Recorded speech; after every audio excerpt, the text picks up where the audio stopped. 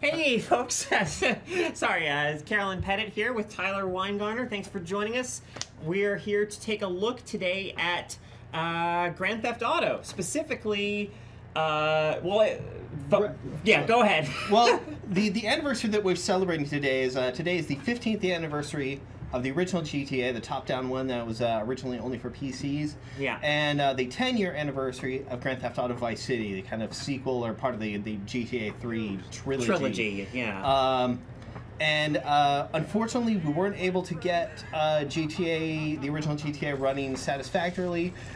So we're starting off with GTA Vice City, yes. which is no slouch to go with as far as games are concerned. Absolutely. And waiting in the wings, if you guys want to see that too, if you guys want to watch us switch it up a little bit later, we also have GTA 3 and GTA San Andreas. Indeed. So let us know if you want to see those. But in the meantime, we are joining the action of GTA Vice City. So Vice City, when it was originally coming out, like I was extremely excited about it, having been a massive fan of GTA 3, but I wasn't really sure if what to expect from it, if the 80s style was going to feel like an authentic, organic, core part of the experience, or if it was just going to be this kind of superficial sheen on basically GTA 3 with a kind of 80s just coat of paint. Right. But I think,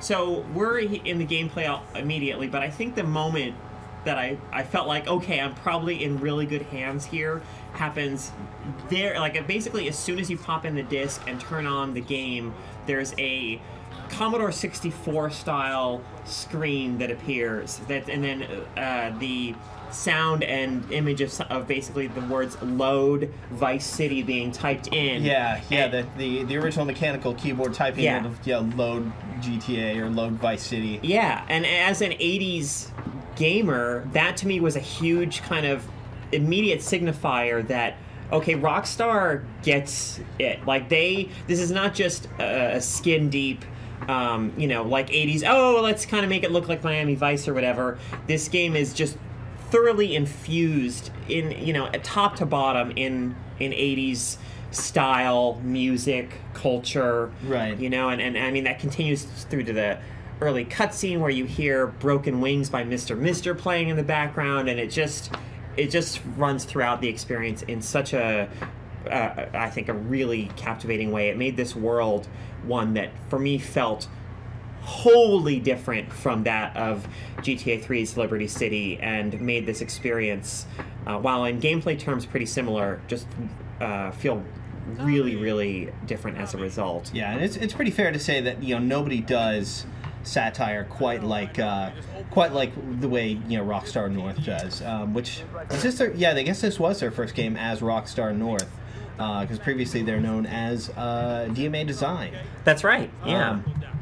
And I think one of the biggest changes, I wasn't sure how it was going to come out with Vice City, as we're hearing now, this is the first voiced protagonist in a GTA game. That's right.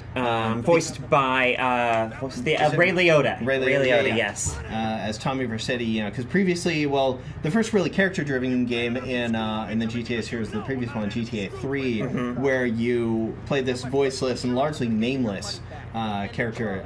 We later found out his name was Claude. Claude, yes. But he was really kind of this cipher for whoever you wanted to be. Exactly.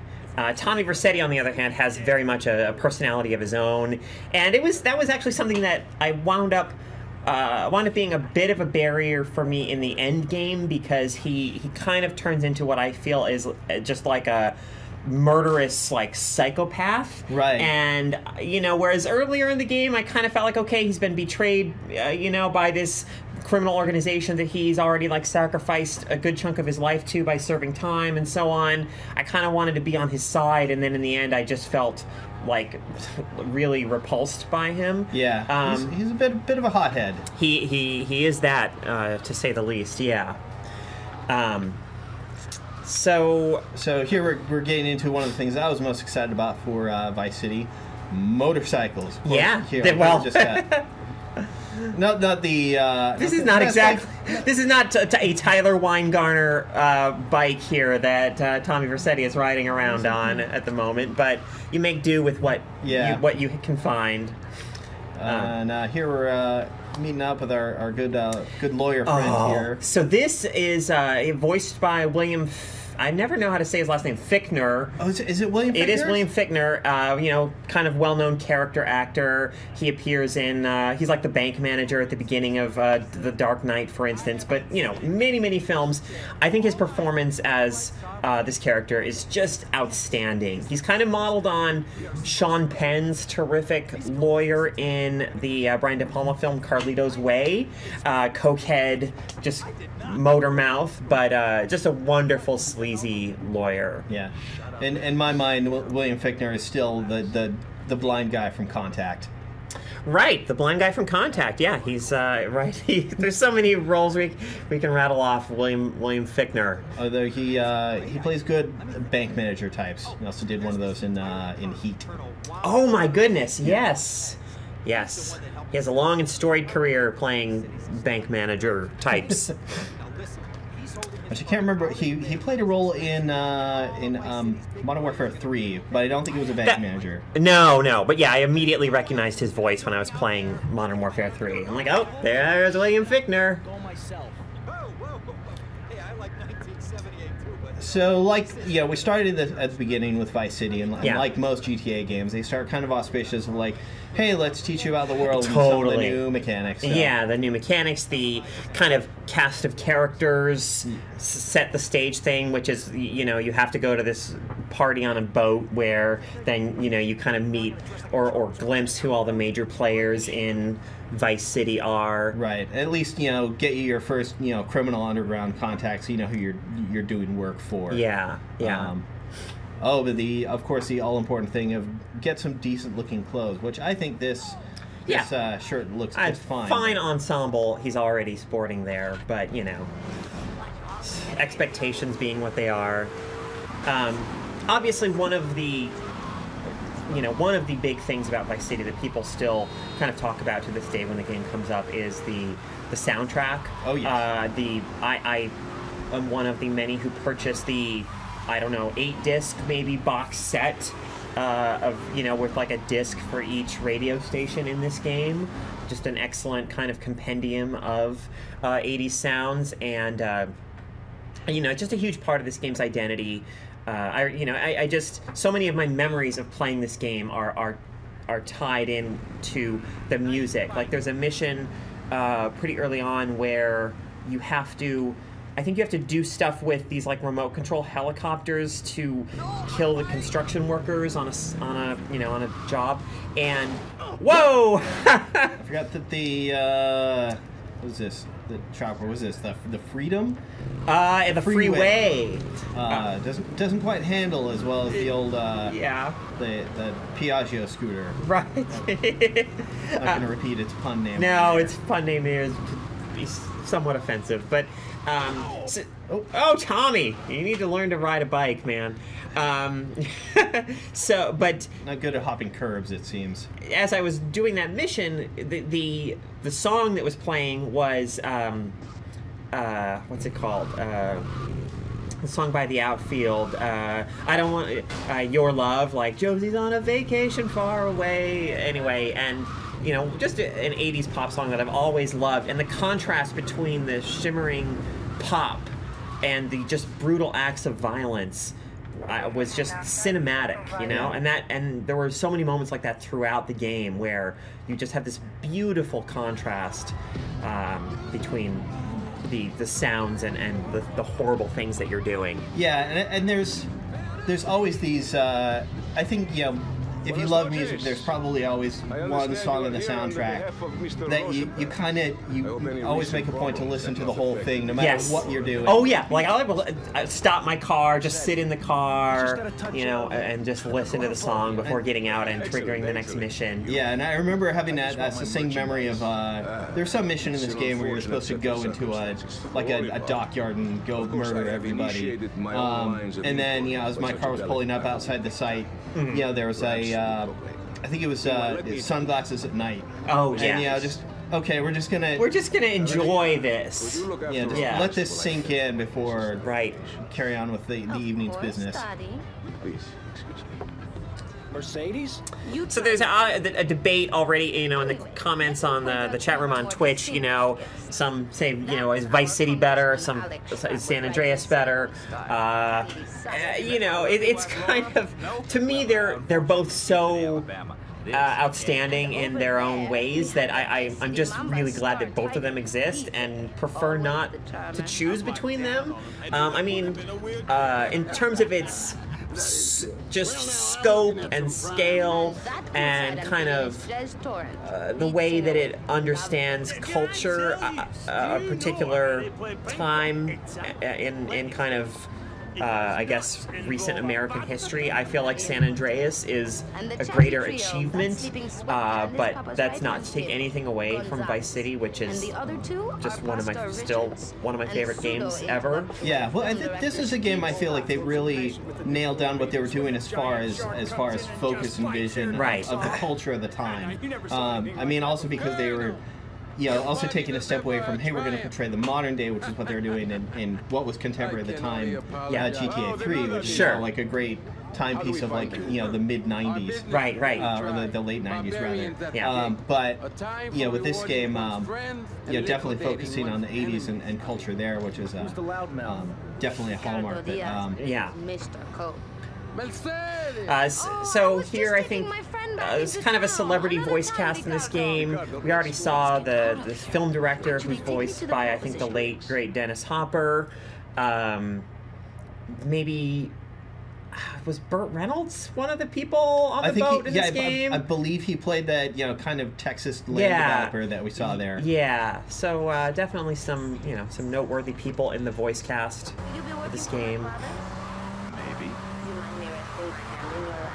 I'm trying to remember if the Cheetah is a game that, you know, one of the, I mean, obviously it's like pantomiming, you know, the classic mid-'80s Ferrari Testarossa. Sure. I don't know if this car survived in any other GTA games. Huh.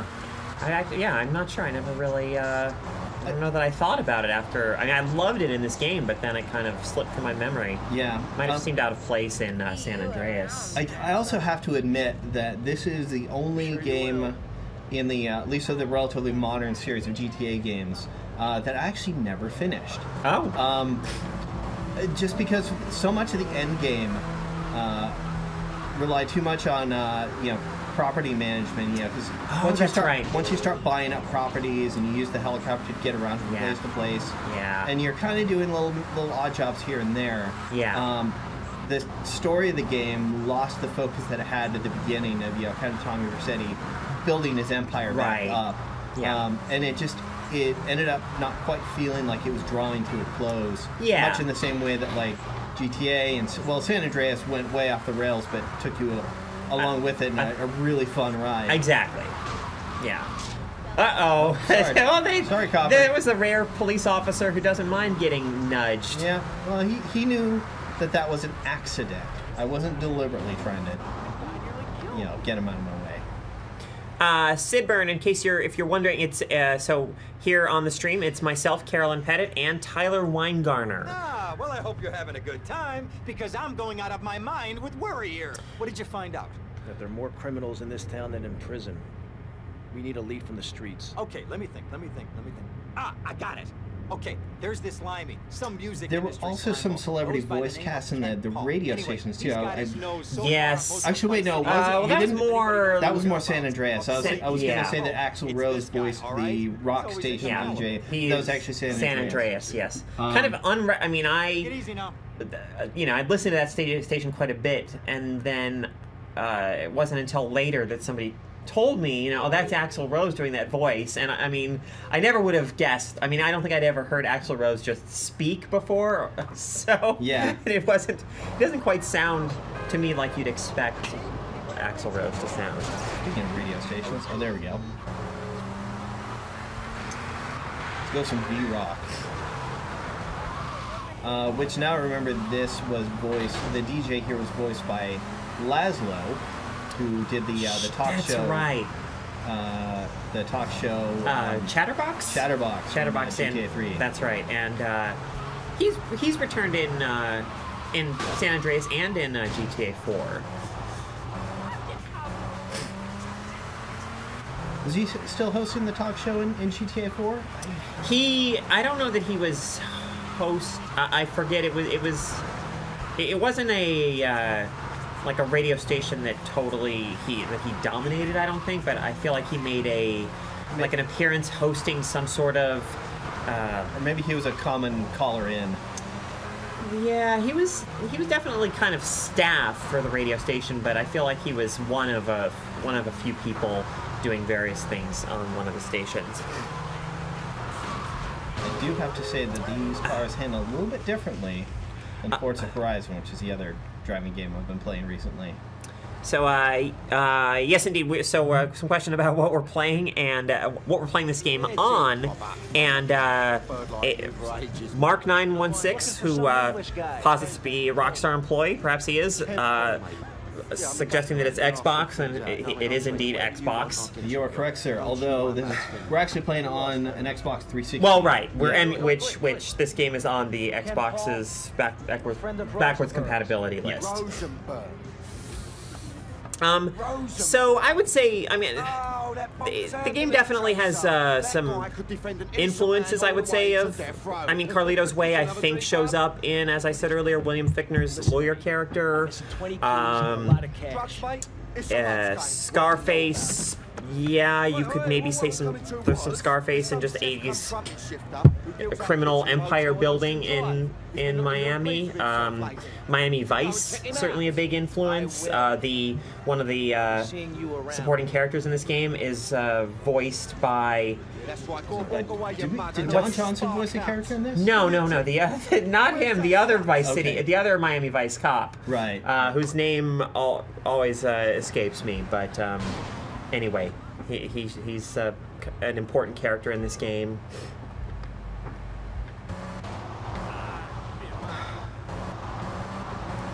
So now, Philip Michael Thomas. Okay, thank you, Philip Michael Thomas. Thank you to the chat. So now we live in a world where we have both the GTA games and the Saints Row games. I think you could say have become sort of a spin-off of some of the concepts of GTA.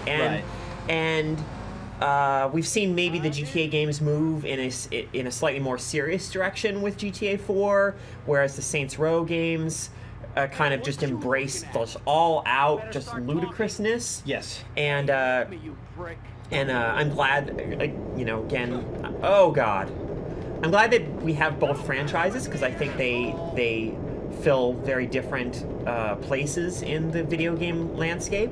But for me, thus far anyway, and the GTA games remain a personal favorite from mine if I had to pick between the two franchises, because I think they have a sense of place, a sense of style. I mean, locations like Stillwater and Steelport in the Saints Row games have never had the same kind of memorable identity to me that places in the GTA games have had, and I just think the characters and the writing in the GTA games are more compelling. Yeah. Well, I mean, the GTA games focus more on a more story-driven satire, right? Whereas the Saints Row games are just like, they're a satire of everything, and their satire appears much more in the gameplay. Sure, exactly. Yeah. Oh God! Oh no! Don't get yourself killed. You want to know all about me? So, some questions. Are we going to switch to GTA 3 or San Andreas during this show? We certainly can. We do have those games here. We probably will at some point. If folks are getting tired of this and want to see some... Yes, we can definitely do that at some point. Oh, man. Oh.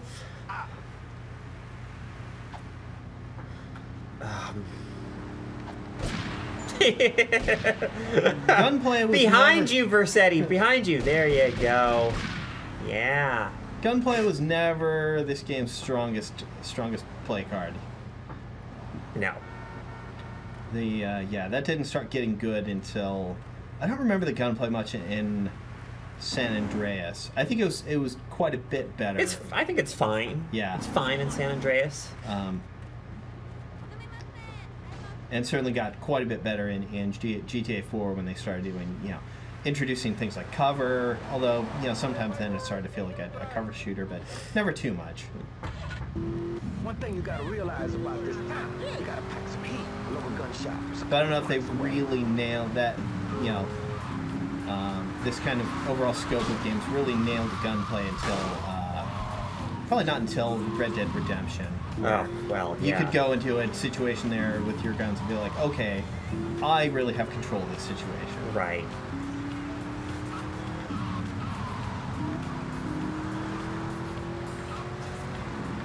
Ooh. Oh my. See, it's moments like that that are part of just the GTA magic.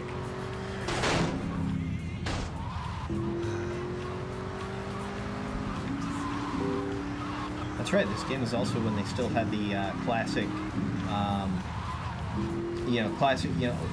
older ways of helping you lose the cops when you, right. The stars that, they just reduce one level, or they reduce everything. But just a little out of the way hiding spots that yes help you ditch the police. Also, one of the first games with building interiors. That's right.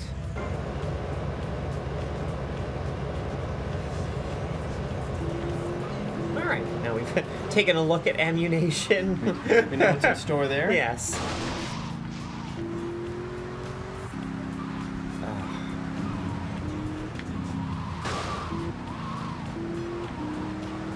Participating in the GTA tradition of horrible driving. Mm-hmm. Out of my way. Yeah, some people apparently enjoy trying to follow the rules of the road in GTA 3, Vice City, and so on. Don't understand those people. No. Red lights, those don't mean stop to you. They just mean stop for everybody else. That's right.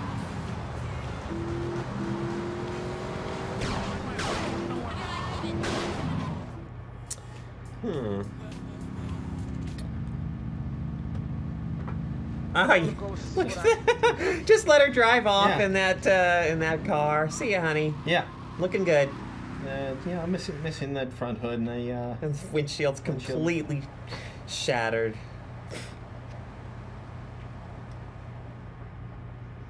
And head into our Ocean View Hotel. Yeah.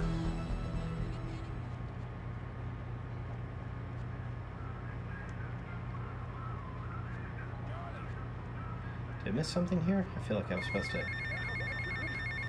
I love the huge ass cell phone. Gotta give him a ring, man. Set up the deal, you know? Where are you now? You okay, Leo? You sound kinda different. Just tell me where you are. Who the hell is this? Put Leo on, man. Leo's gone away for a while. He's gonna be in charge. Baru asking who bought this game when it first released. I certainly did. Oh, I was so excited for this game. Day one purchase. Spent, I think that the first weekend after it came out, I just spent hours and hours and hours playing it. It was I was just happy as a clam. Yeah. Debbie Danger asking, did they already play I think you mean maybe GTA 3 I don't know what you're asking there, but so far this is the only GTA game we've played, Vice City, but we will probably move on at a certain point here soon to either 3 and or San Andreas. Yeah. I suppose it is a decent time to remind people that what we're celebrating here is the 10-year anniversary of GTA Vice City. Yes. It is also the 15-year anniversary of the original GTA PC game. And unfortunately, we could not get that to run reliably. We wanted to. We had wanted to maybe take a look at the original GTA, but unfortunately, on our systems here, it just wasn't working properly, and we weren't able to get it in good working order in time for this stream. So we do apologize for that.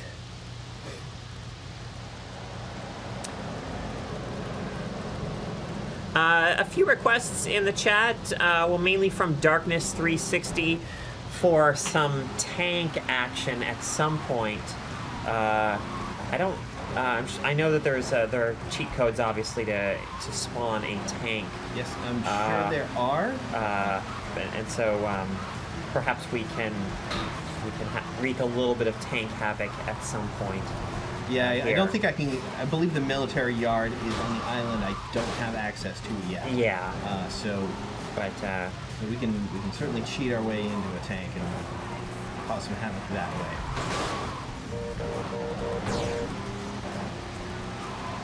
Is this the first time that... No, the tank always had guns that you could fire. Oh, yeah. No, the first time yeah, that was totally a GTA 3 thing. In fact, I remember the only way I could manage to... the only way I could manage to finish the final mission of GTA 3 was... I had it very specifically laid out because you go and get your mission started, yeah, and then you have a very short amount of time to like go to the dam and fight your way through to the end. Right. And my best way through that was go start the mission, go to my garage, the closest garage, get the tank out, then drive it, and then use that to fight my way up the dam. That was a difficult final mission. Yeah, many people kind of figured ways to kind of cleverly approach the situation that maybe weren't built in. I accepted time pressure versus combat pressure, and even playing through nearly perfectly. I think I went to the next mission checkpoint, which thankfully wasn't timed, with like 2 or 3 seconds to spare. So make them change their minds. Alright, more crap to wipe up. What did I do wrong in the past life? Plenty of these. Oh, this man dropped a useful hammer. I'm sure we're going to be doing some construction work later.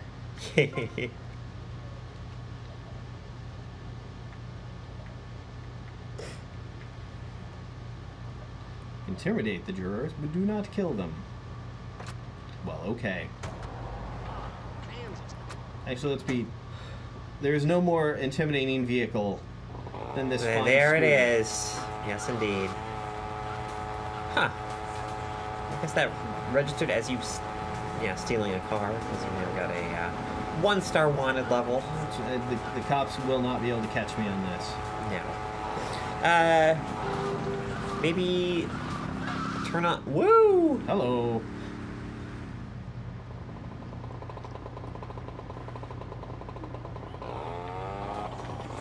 Some requests for some musical accompaniment. Maybe turn on the radio. Yeah.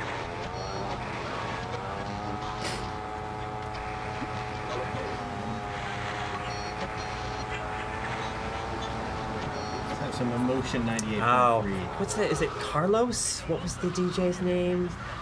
Tells the funniest romantic stories.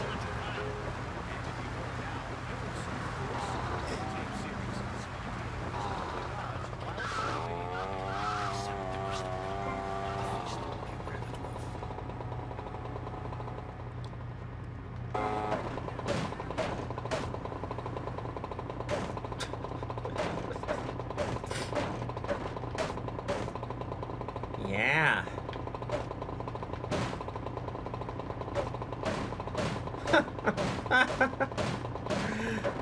I love the way cars break in this trilogy of games.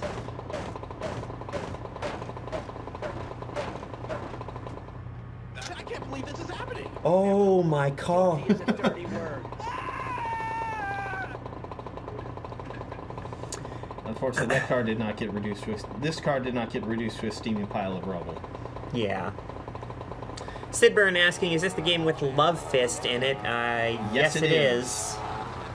Love Fist. That was played by. I mean, who played the singer in that. It was a pretty well-established metal singer that the chat is probably now yelling at me because I don't remember.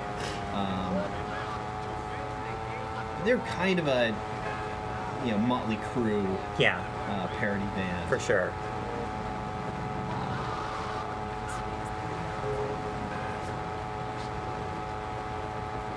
I remember being able to wheelie this scooter more easily. Huh. You can do stoppies. Oh, yeah.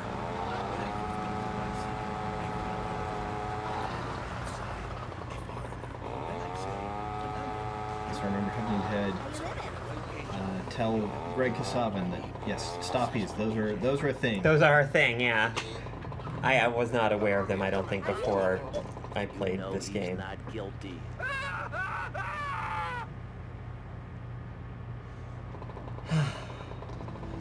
We have intimidated a few jurors. Doing your civic duty.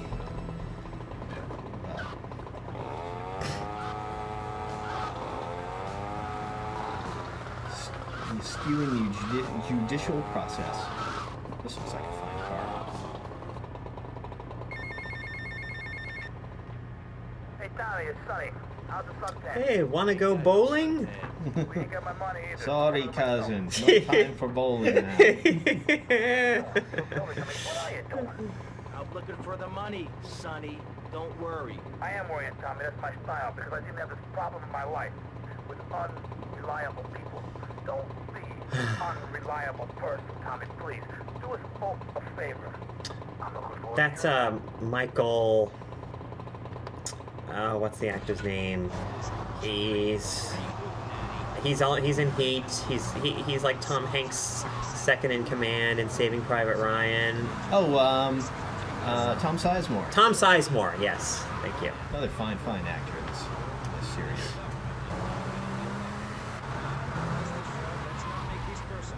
Is this the biggest starring cast that the?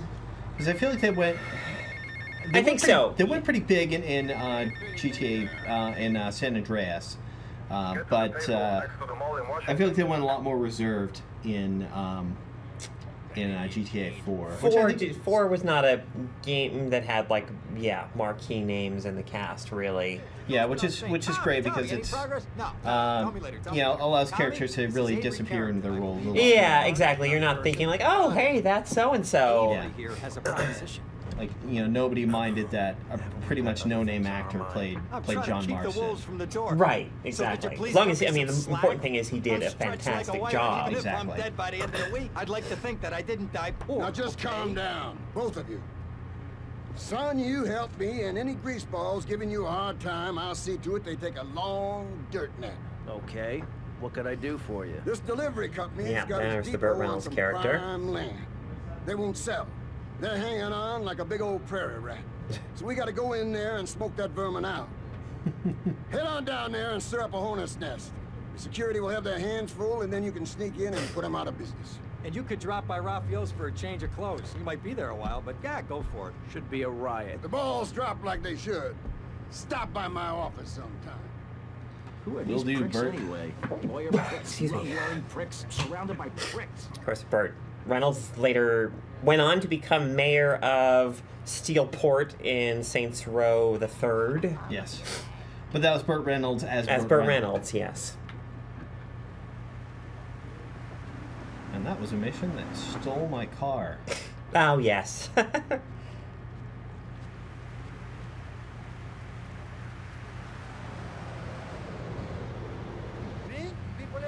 Seems like an incredibly short taxi drive.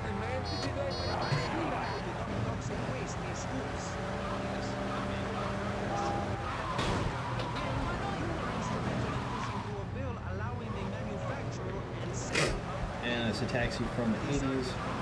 It is notoriously sturdy and notoriously boaty to drive. Right, yeah. We'll leave it at that.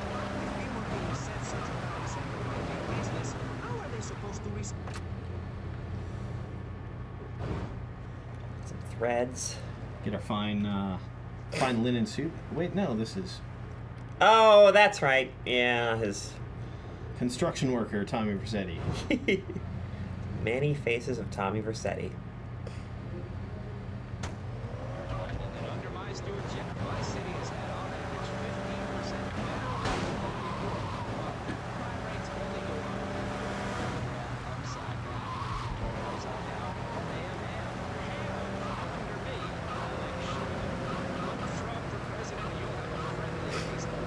chat is looking for? Mark 916 just asked how long is the show going to be. We're planning on going to 1. That's correct. Yes, 1 p.m. Pacific time. I don't know what that is where you are, obviously. We started at 11, so basically 2 hours total.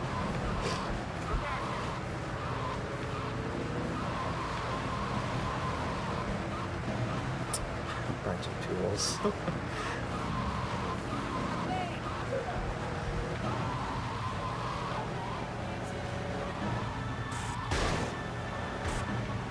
Yeah. Start a riot.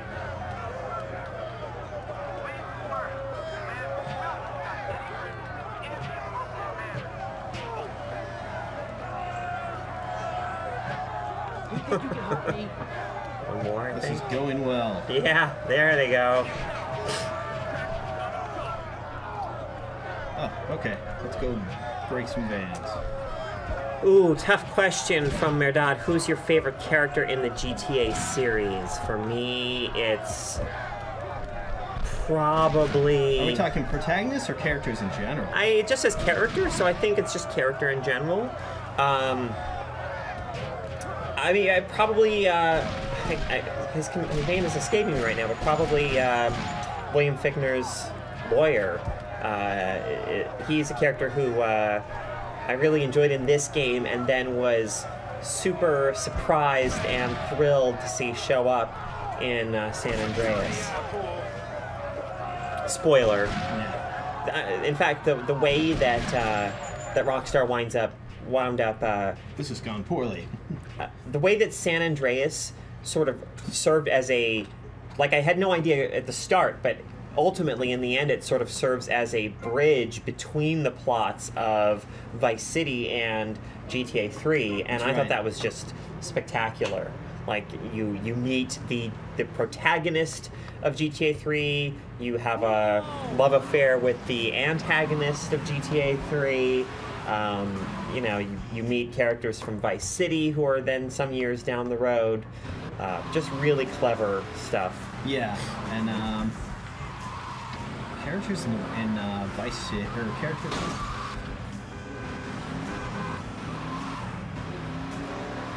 I want to say it's somebody from GTA 4, one of the supporting cast members, but I'm really. Well, I love Little Jacob. Yeah, Little Jacob's fantastic. I love the way, to me, the way that you could, the perks that you earned, like, just that I could call him and then, like, meet him in a back alley and, for weapons, and he would always have, like, just a cool way of kind of greeting me.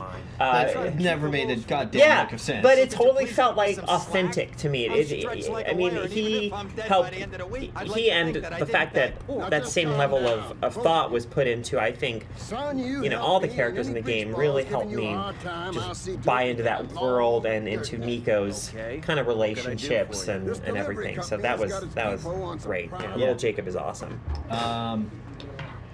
The entire McReary family from that. Oh game, my God! Right, so good. With, Yeah, just a great family dynamic. Range of characters from. Well, none of them were up to any kind of good. Yeah. One of them's like a dirty cop, and. But yeah, and the way that, like, when you would be, driving to a mission with Packy. He's the main one, right? He's the one that you work closely with. And there's his sister that you end up being a love interest in the game. Yeah, then and of course the cop, the criminal. But the way, like, the stories Packy would tell, like, as you're driving to or from missions, to just kind of reveal this painful past, this family life that just sounded like ravaged by, alcohol and abuse and everything. It was just, for me, kind of powerful in a way. I thought that was great stuff. So Merdad, no, we're not playing on PC. We are playing we are playing the Xbox version through backwards compatibility on an Xbox 360.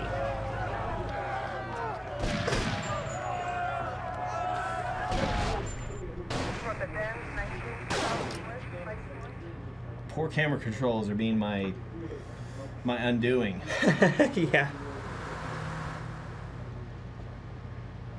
Oh, that's right. This game introduced this kind of checkpoint type, or you know, the option to kind of go back to mission locations, which wasn't a thing in GTA 3. Yeah. But it's kind of problematic in the sense that you don't have the opportunity to go, like, maybe if you need weapons or whatever for the job. I think you kind of have to still make your own way back. Right. So just one of the little ways that they've kind of rounded off a couple of the jagged edges on, this franchise of games. Definitely.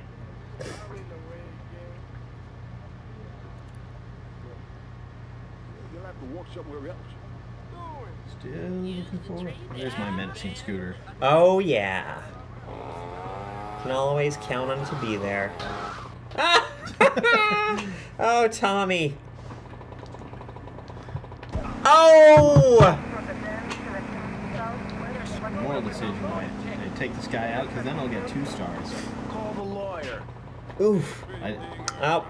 I'm trying to remember if this is the game where it was either this or San Andreas, I think, that introduced situations where you'd just be going about your business and might see police chasing someone else, and if you kind of help them stop that person, you get like I forget if it's called the Good Samaritan bonus or something like that, like a little cash bonus, but I thought that was a neat little touch. Yeah. Okay, so according to Mark 916, that was San Andreas. Okay. I really enjoyed that. Yeah. Oh, and part of the, you know, when they, well, it was San Andreas that really started to get the attention of, I'll say, legislators and concerned parents. Yeah. You know, where they felt like they really needed to do something to make good. But I feel like it was GTA 4 that really, you know, that was, you know, GTA, you know, San Andreas is where it earned most of its bad reputation, and GTA 4 is, I think, where it started to claw some of it back.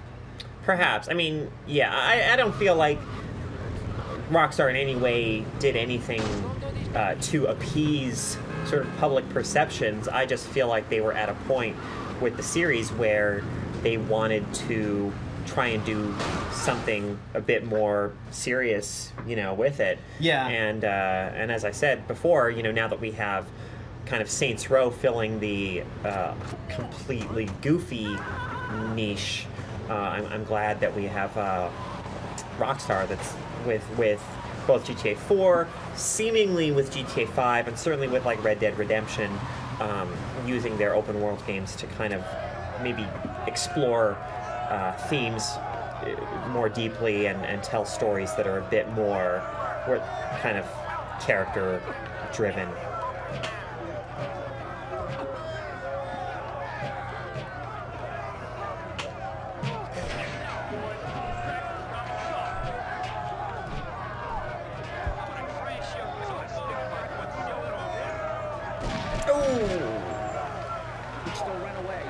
Jeez.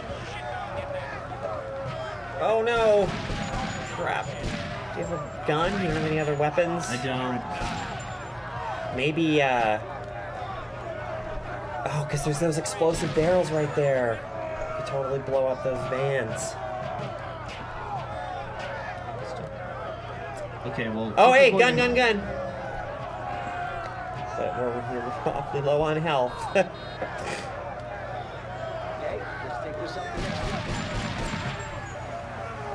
Huh, apparently the law frowns upon your actions.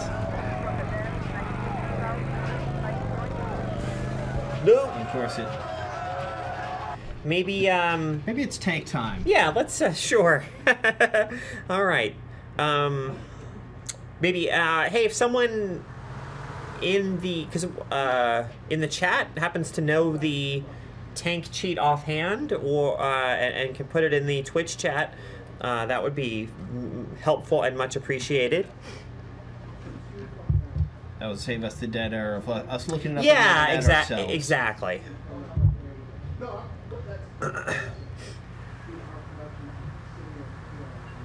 In the meantime, I'll see what Just, mysteries this telephone icon reveals. Ooh.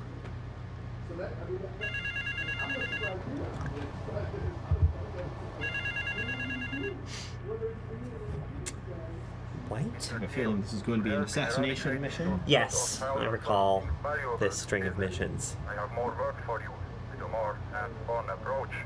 Your next job is taped under the phone.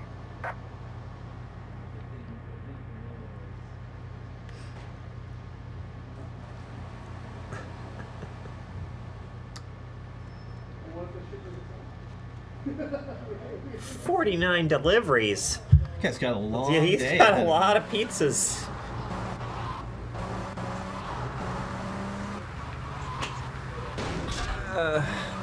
Okay, sorry. I guess I should specify maybe the Xbox sheet for the tank.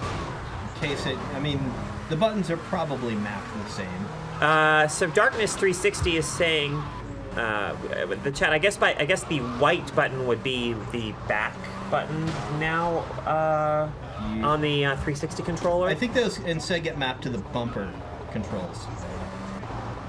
That is your last delivery, sunshine. RB or LB. Okay.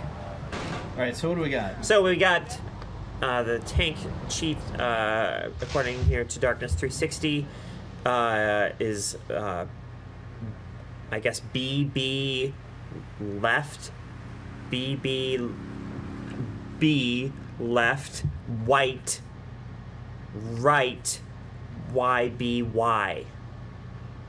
I don't know if that's that's gonna work. Okay, Press the so following during gameplay. Okay. B left trigger, B left trigger, left bumper, right trigger, YBY. Sheet activated. Hello, nurse. And we're now in business. Let's go to town. Vigilante, yeah. Let's keep justice on the streets of Vice City.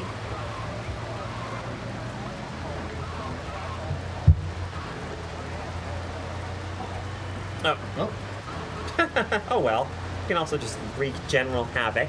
well, right now I'm just trying to find the change camera angle button. Lim asking, in this one, could you fire the turret backwards to go faster? Yes, you could. I believe so. Right now I'm trying to reacquaint myself with where the fire button is. Huh.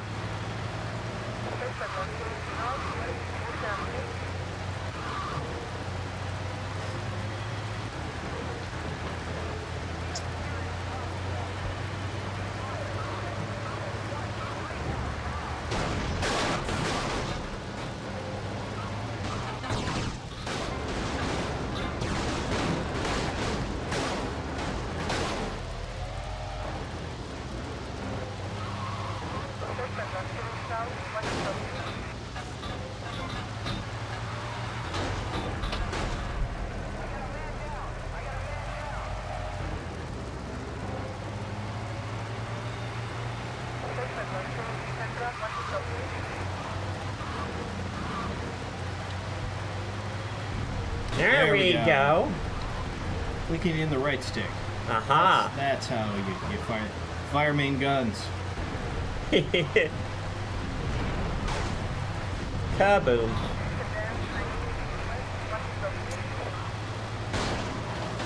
Okay, now let's begin those vigilante missions. Yes.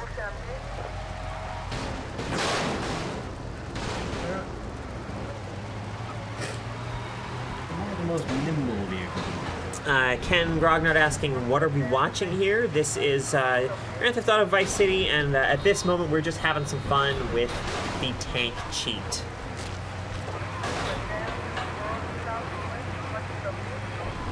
Again, this is part of the anniversary, That's right. 10-year anniversary of GTA Vice City. Yes. Also being recognized, although not directly celebrated, the 10-year anniversary of the original GTA.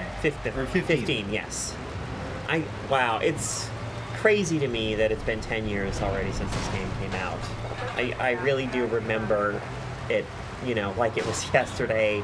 I remember being at work and calling a friend who'd, you know, worked at home and just, you know, on my like 15-minute break or something, just trying to get any little just whiff of what the experience of the game was like. I mean, the whole day at work, I was just thinking about, oh my god, I just can't wait to go home and play Vice City.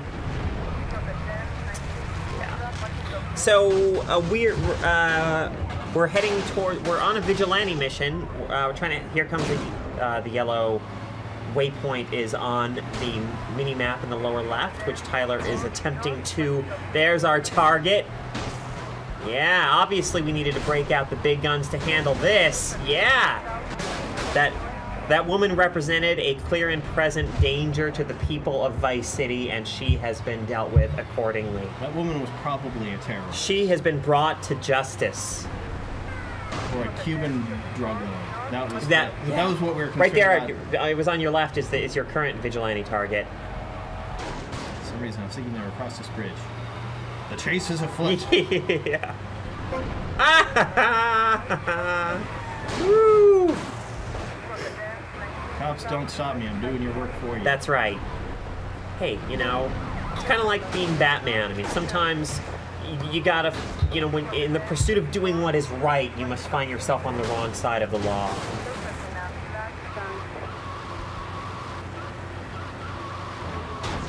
Yeah, if we keep this up, eventually, obviously, our wanted level continues to increase. We're now at 3 stars, so it should just continue to get more and more chaotic. A good time to appreciate some of the differences that the law takes shape in. Yeah, exactly. Exactly. Oh, at a certain level... They had the spike strips in this one? Ooh, I don't know about that.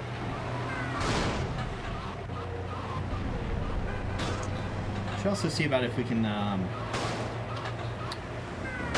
take flight in a helicopter at this point.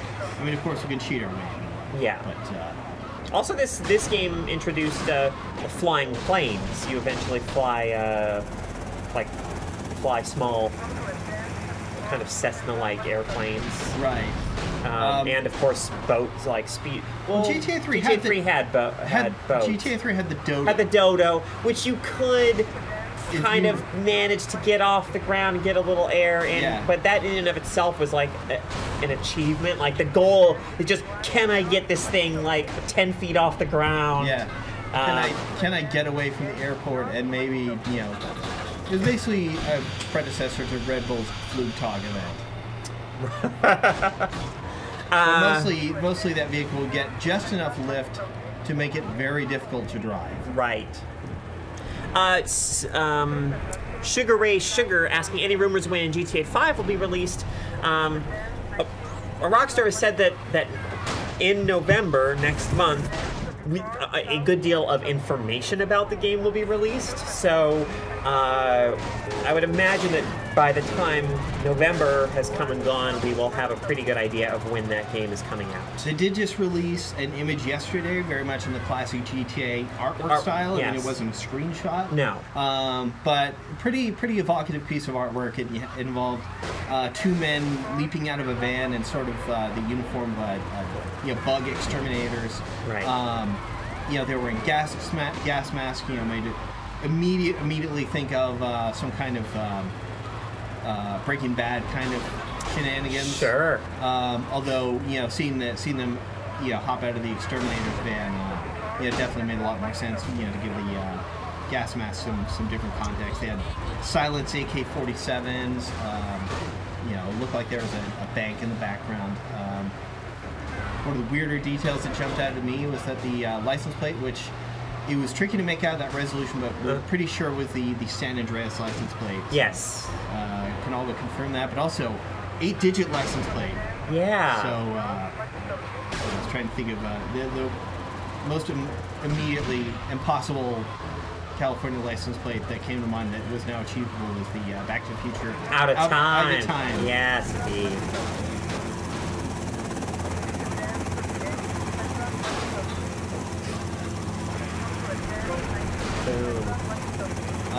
But maybe they'll just do that so that, much like the Need for Speed license plate, every car in the game will have, Rockstar.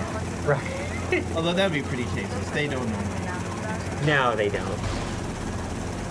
And usually if they brand themselves in the game, it's usually in some kind of self-deprecating kind of way. Exactly. Yeah. Police activity is hotting up certainly a little bit. Indeed. I believe we may actually hit the limit of what we can at this stage in the game. Oh, does it not? Yeah, maybe it doesn't go higher than 4 stars? I believe it goes up to 4 stars until we, Until you've progressed further. We are but spring chickens in the harsh Vice City world. Okay, but they are deploying spike strips there. Obviously they're powerless to stop your tank, but indeed they are making the effort. Getting a little bit more serious. Yeah. Their law enforcement.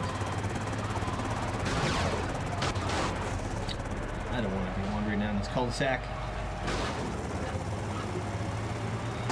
Quarry is elsewhere.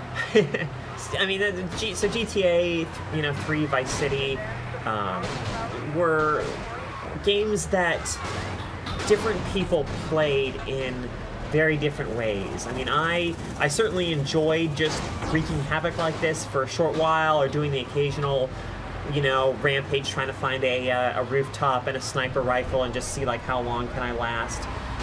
But whereas I was very drawn into kind of the mission structure and the story and just kind of pushed through that very quickly, other friends of mine who love the game no less but just approached it differently had almost no interest whatsoever in the stories and just did missions up to whatever point they needed to do to have basically the whole geography of the world unlocked, and then just purely approached it as kind of just a playground for rampaging. Right, and there was for me it was a matter of social play versus playing by myself. Playing by myself, I had much more interest in playing the story and experiencing the game that way. Yeah. But when you've got a friend over, the real fun there is sitting on the couch, passing the controller back and forth. How long are you gonna make this one last? Totally. There was a cheat that could be activated for GTA 3. That was one of my favorites. That just turned everybody in the game hostile.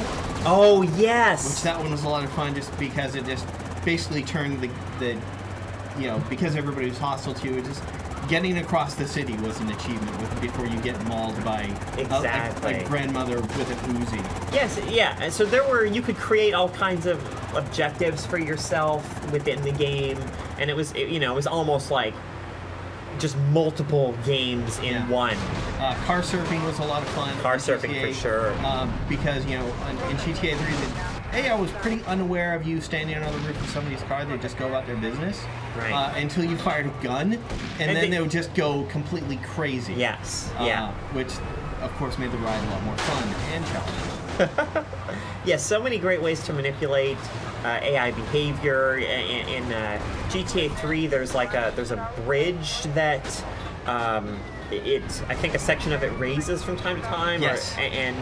But so sometimes there's just obviously if you go forward, you plummet into the waters below. But you could, I think, just if you were behind a car and if you just honked at them, or if you were in like a police car and turned on your sirens, like just to get out of your way, they would totally just drive themselves right off of the edge, which was always great fun.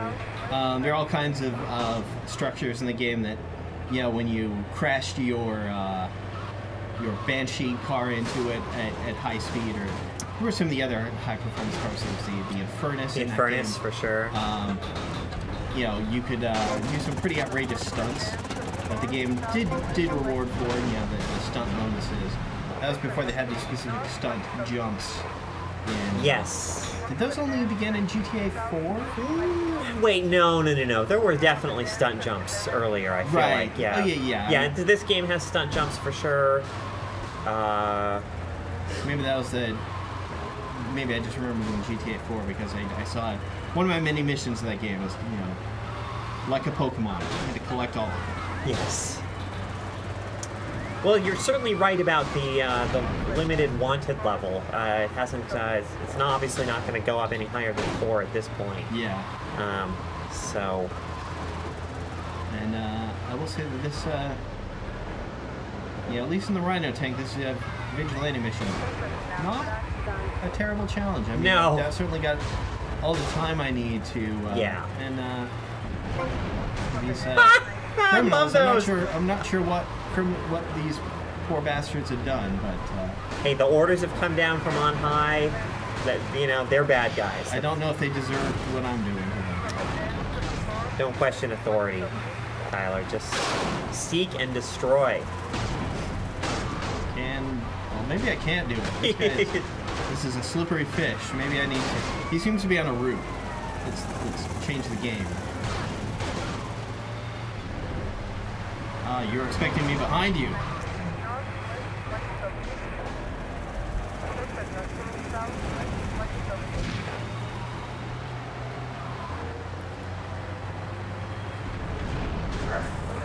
Well, I think perhaps it might be about time if we're going to move on to maybe San Andreas for us to do that. Feeling the same way? Yeah, I think we've certainly gotten a good taste of. Can I make my way into little Starfish No, Island? nope, not locked out. Yeah. For now, the people of Starfish Island are safe. For now. Planes in the sky. Yep. All right. Okay. So if you'll bear with us, yeah, we'll have to go back to the old Xbox dashboard here while we switch from one game to the next. All right, and San Andreas. San Andreas.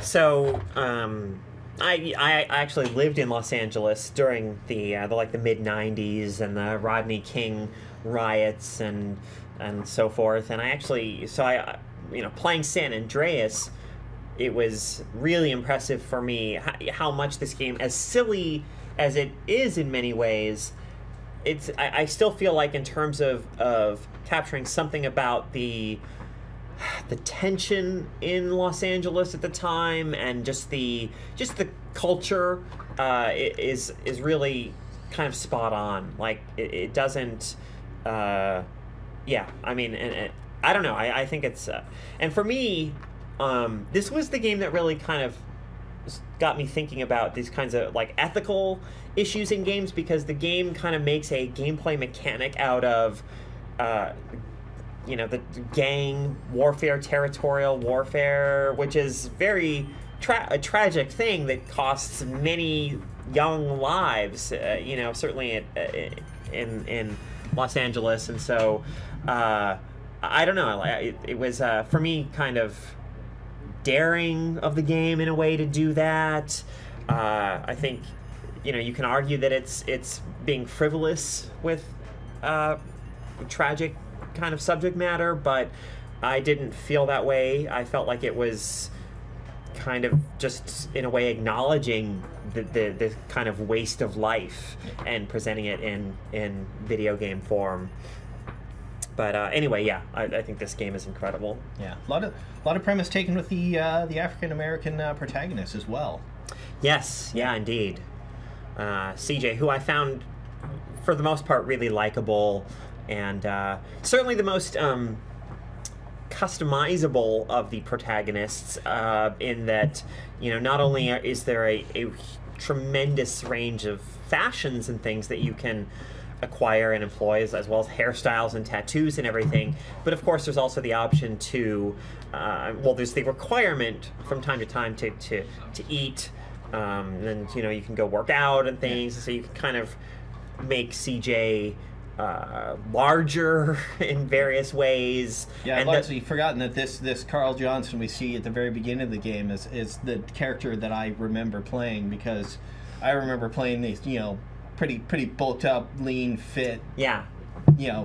200 pounds of muscle. I did too, and so when a friend of mine played as kind of tried to make CJ as overweight as he possibly could, and that resulted in different character dialogue from the character, like saying things like "they call me Fat CJ" or whatever. Right. I thought I just got a huge kick out of that. Yeah, I thought that was great. Of course, you get tattoos that you want to get, which I thought was interesting. It was a bit of a step in the different direction from GTA 3 established this kind of cipher character of like you could make him be who you wanted to. Yeah. In Vice City, here's a very defined character that is voiced and has his own dialogue. And they kind of came back and like, well, CJ is a character that you still have your own dialogue, but you can make him eat what you want, make him as fit as you want, or you had a lot more choice in right. You can mold him to a certain extent. So these corrupt cops that you meet here very early on. One is they're voiced by Samuel L. Jackson. And the white one is Chris Penn. The late Chris Penn, yes. I think having law enforcement personnel as kind of the main, or at least amongst the main antagonists of this game was certainly a choice that reflected a lot of tension that existed in the Los Angeles area at the time, right? For obvious reasons. But asking about my favorite character, I think now looking back at this game, Willie Nelson's character. I can't remember the name of that kind of hippie guy. No, isn't he voiced? He's voiced by like Fonda, Peter Fonda. Is it Peter Fonda? Yeah. Yes. Maybe I remember mixing up. I think maybe Willie Nelson voiced one of the radio DJs. Maybe. Yeah. This game has a bunch of great characters, though. I love Big Smoke. Yes. Big Smoke is fantastic, and James Woods' character as this kind of enigmatic. He was kind of the shadowy government man. The shadowy government man, exactly. The character. Fine, but what really elevates it for me is just James Woods' presence and voice work, because I just think he's such an enjoyable actor. Then the incredible range of missions they send you on, which are these ever escalating range of just ridiculousness. From breaking into a military compound and stealing a Harrier jump jet. Yes. To sneaking into another military facility, essentially Area 51. Exactly. And, were you actually fighting aliens in there? I don't know if you fight aliens, but I mean you certainly get this like jetpack. Yeah, you come away with a jetpack. And that's the. So this game really, to me it becomes a kind of like fever dream. This kind of mixture of the hip hop culture, the Rodney King riots, but also stuff like the X-Files and like crazy government conspiracy theories and just all this stuff just thrown into the pot, and the result I think winds up being just incredible. And bicycles. Yeah, and I actually really liked the way that the bicycles felt in this game. Yeah, this is some of the better feeling bicycle mechanics we got on games at the time, which is amazing because, it's not much of a bicycling game. Right. But yeah, I remember there were like some half-pipe-like structures that were fun on both bicycles and motorcycles. I remember in San Fierro, the fictional San Francisco, of course. This is kind of an industrial area to the south, where they had a ship dry dock. Right. And that made for some fantastic motorcycling action. Indeed.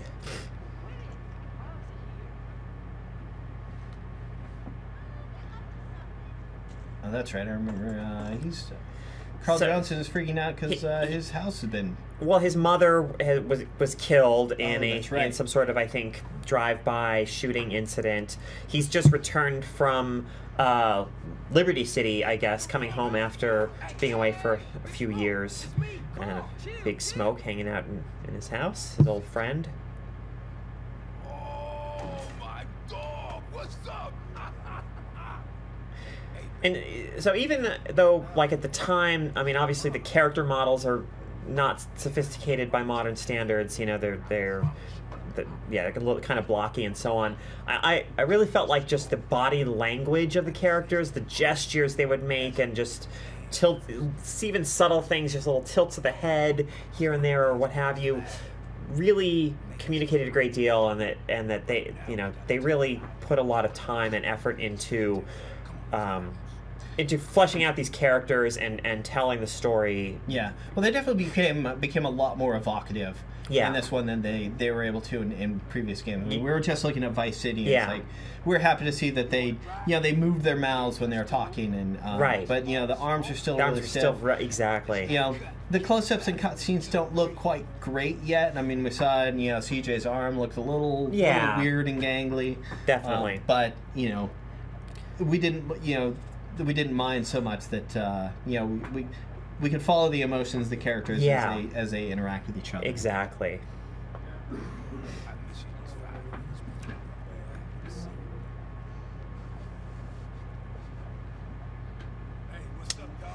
Well, talking about the late game stuff in this game, it does make me wish we had a late game save. But you know, seeing how this game starts off, you know, and how it drew you into this world. Yeah, I like that Rockstar, you know, and this is something that I think they've demonstrated again and again with their recent games is, they're willing to kind of take their time to, you know, let a story develop, to let characters develop, and not just feel like they need to bombard you with you know, kind of crazy action right from the get-go. Right. And that only, to me, ultimately makes the world and the characters in the story that much more absorbing. Also, a favorite spot of this game was the wilderness areas. Oh, yeah. Representing the entire state of San Andreas, of you know, kind of their satire California. So there's, you know, massive, you know, areas in between. Exactly. You know, I think everybody who played a lot of this game remembers there was this, you know, huge mountain. That was fun to drive ATVs and you know, do skydiving off of. Absolutely. And you've got, you know, you find these smaller towns here and there where the culture is, you know, totally different, like maybe just mainly like pickup trucks and country music on the radios, as opposed to, you know what you find here in the heart of the city of what is the city called? Los Santos. Los Santos, of course. I was totally blanking on it. Which probably, I mean, well, one of the harder to immediately identify as the city that's parodying. Yeah, because we also have San Fierro to represent San Francisco, and Las Venturas. Right, for Las Vegas. Yeah, for Las Vegas. Oh, hey there. I'm just getting on a bicycle.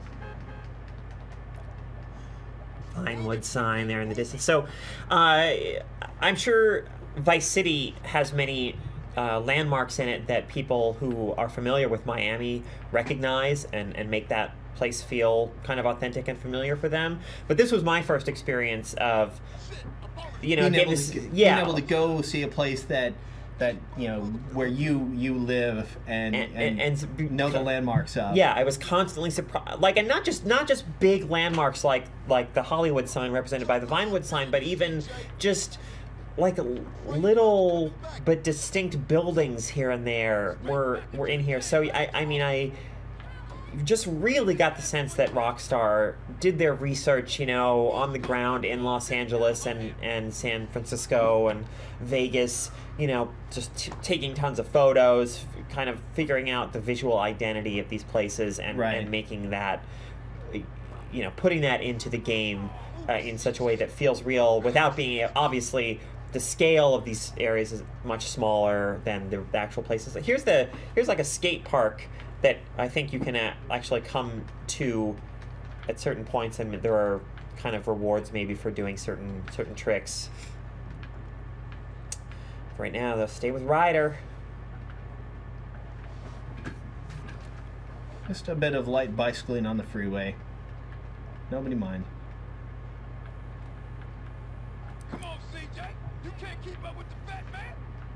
I'm right here, Ryder.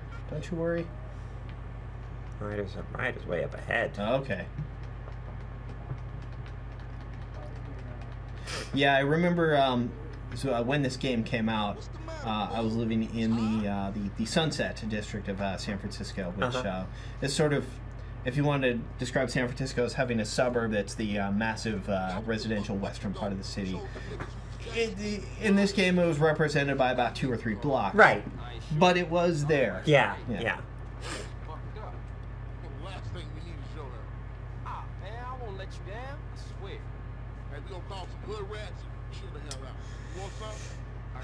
But memories I have of this cul-de-sac.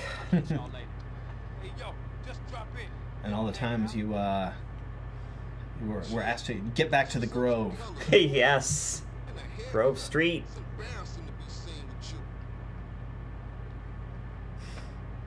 Of course, this game, did Vice City have it later on? Maybe it did. But in this game, certainly you could, as your respect went up, you could get, fellow gang members to tag along with you as you went places, which is kind of a cool little thing. Yeah, this is the game I'm pretty sure only had the respect stuff. Yeah. Where you could grow your gang.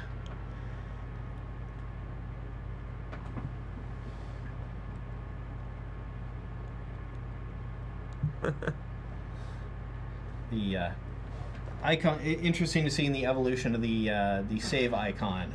Yeah, time. Deliberately, obviously, to kind of reflect the time in which the game is set. Yeah, the 3.5-inch floppy disk. Yes. There's Mount Chiliad, I think. Well, now there's Vinewood.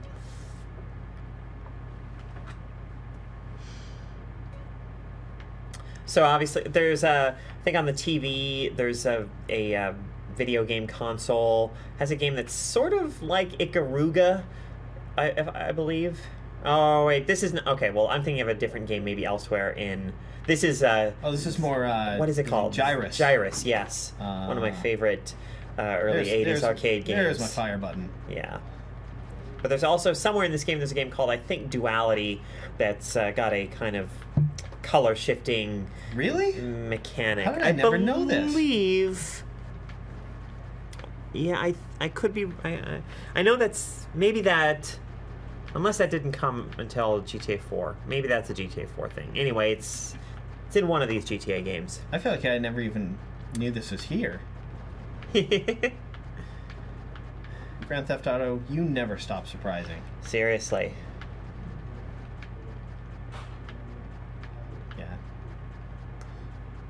Yeah. Something like Ikaruga might have been too advanced for video game players of the mid-90s, or the early mid-90s. Perhaps. Mark, the hosts of the live stream you're currently watching are myself, Carolyn Pettit, and Tyler Weingarner of GameSpot.com. For those of you who have joined us recently, we are streaming some GTA games. We streamed some Vice City. We've now moved on to San Andreas. The reason we're doing this is that today is the 10th anniversary of Grand Theft Auto Vice City. It's also the 15th anniversary of the release of the original Grand Theft Auto. So we are recognizing that today.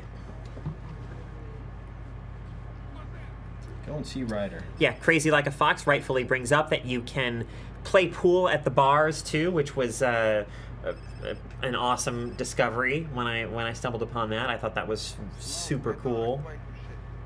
Sweet. Hey, what's up? Since you get away, shit has changed. Cell phone, maybe a little smaller than Tommy Vercetti's, a little less bulky anyway, but still quite large. That's the Motorola StarTAC, if I'm not familiar. Wow. Or if I'm not mistaken. I don't remember these like. Oh, I remember those. Just totally little tutorial things.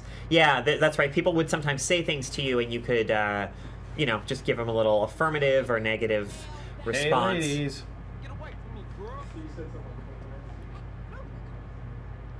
I need to go See my friend Ryder.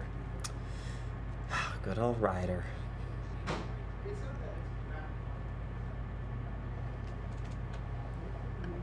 Much more mobile in this game too. You could like climb fences. Yeah.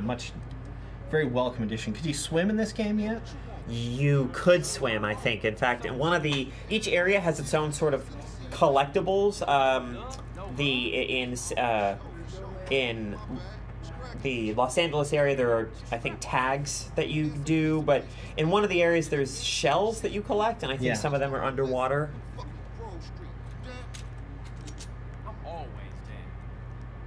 Ryder is a busta. No, CJ, you're a busta. Straight busta. This game is what familiarized me with the term busta. Yeah. As a derogatory.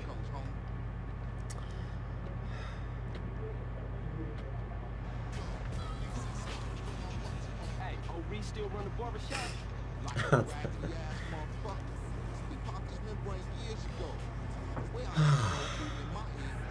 Yeah, I think I get cut up. Whatever. You got 5 minutes? I'll be cutting you like a DJ. I'm not. I'm taking a stand. Why? As a big moon. The homies is here. Giant moon, I think, from all 3 games of this GTA trilogy. Don't expect me to kiss your ass for nothing. You still a buster to me. Yeah, okay. Thanks, homie. Don't mention it. I'll be in DJ. Oh! You gotta no. try, you gotta... Yeah.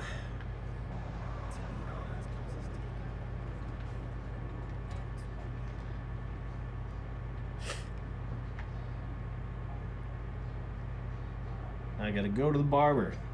Someone asking what was the part of this game they took out, probably referring to what's become known as hot coffee. Yeah.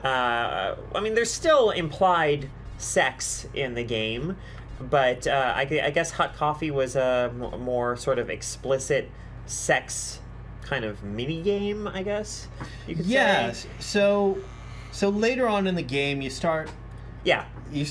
There are ladies. You ladies that you could court and go on dates with. Right. Mostly, I just remember they're ladies you could interact with, and they would have different tastes. So let's go with this. Yeah. Should I go to mustache? You'd have to choose, like, do you want to take her to the fast food joint or like the fancy restaurant kind of thing? No, I think it was. Yeah, I think there were like comedy clubs or different theaters you could go to. Yeah.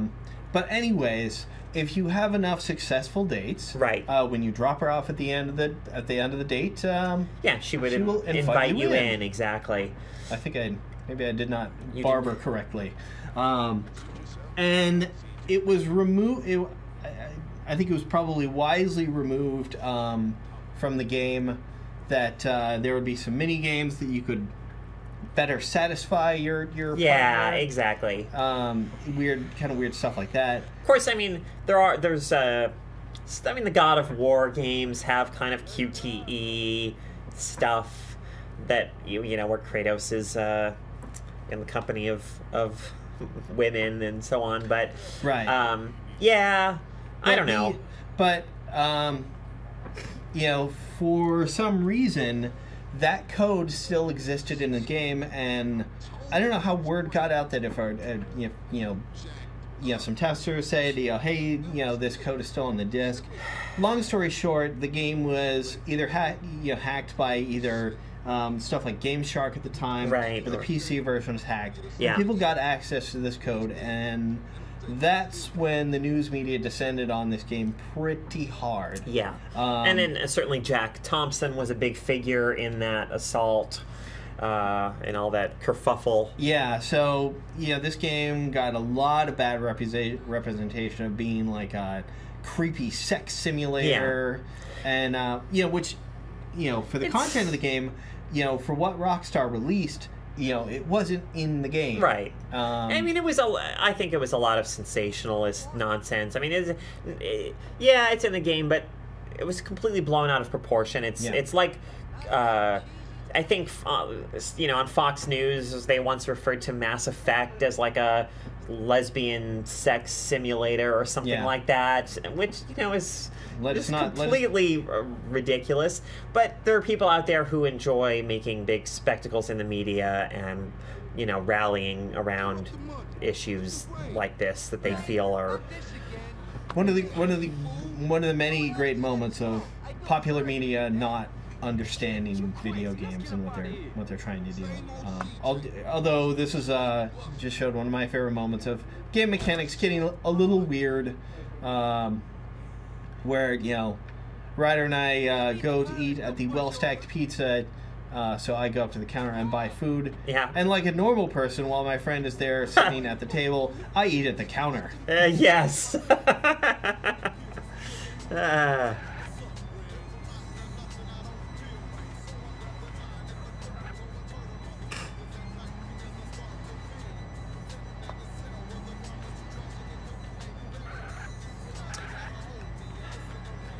Someone asking, Delightful Aroma asking, what is your favorite mission?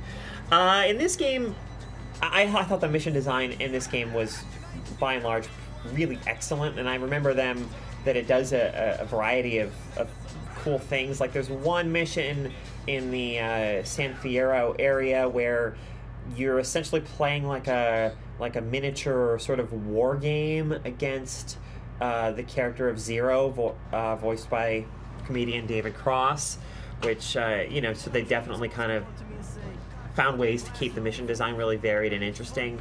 But for me, the big set piece is all the missions surrounding this like casino heist. I thought that those were really exciting and well done. Again, I come back to all the ones that you get from James Woods. The James Woods, yeah, those are great. Particularly anything. I remember there being a dogfight over San Francisco and the surrounding areas. Yeah. That was pretty. Those kind of things in the GTA games never really came together all that well most of the time, but that one really shone. I believe that was like the last one you did before the assault on Area 51 to get the jetpack, which I thought, as far as that entire arc of missions, was a bit of a letdown. But a bit of a letdown of a pretty fantastic set of missions. Right. This game also had a couple of rail shooter missions. Yes. Catastrophically bad, I always felt. Yeah, I don't know. I thought they were okay, and I enjoyed, like, I think an early one, it takes a few cues from Terminator 2, from like the kind of LA River sequence in Terminator 2. The canal chase, right? Yeah, I enjoyed that, but yeah, I mean, not great from, but in this game, I almost sort of appreciate the effort to just try all different kinds of things, and if some of it ends up being a little substandard or a lot, I still, it's like, well, I kind of am more inclined to give them a pass on that because the game is doing so much, and much of what it's doing is, really, really great. Yeah, I mean, nobody ever credits the Grand Theft Auto games for being best in class at any one particular gameplay model. Right. People credit them for being best in class at doing everything. Yes, exactly. Oh, it's so precise. You have to drive right into... Oh, okay. I thought it was... it's just right there. But I need to get my car in there. Man. How dare those ballers tag up your turf. There's another 2-baller tagged in the hood. You go get them, and I'll keep the engine running. Oh, there's another one. Yeah, how convenient.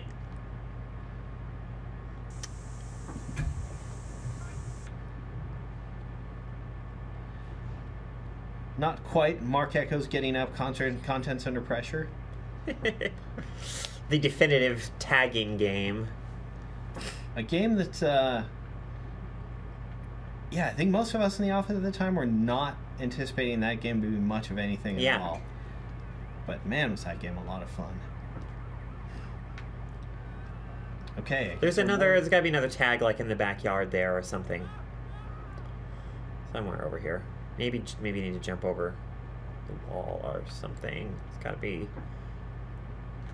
Well. We're up on the roof. Survey. It's got to be. Yeah. Go over Probably in here. this alleyway. Exactly. Here. There it is.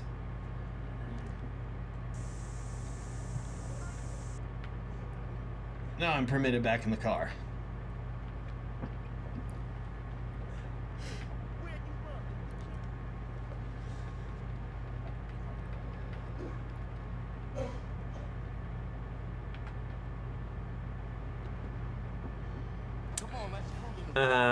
So, yeah, Calgert's asking, so you've told your favorite missions, what were also your favorite parts of the game? Well, for me, when I think about San Andreas, I can't really distill it down to any one thing because it's the brilliant way that so many elements work together that makes it special. It's this huge world,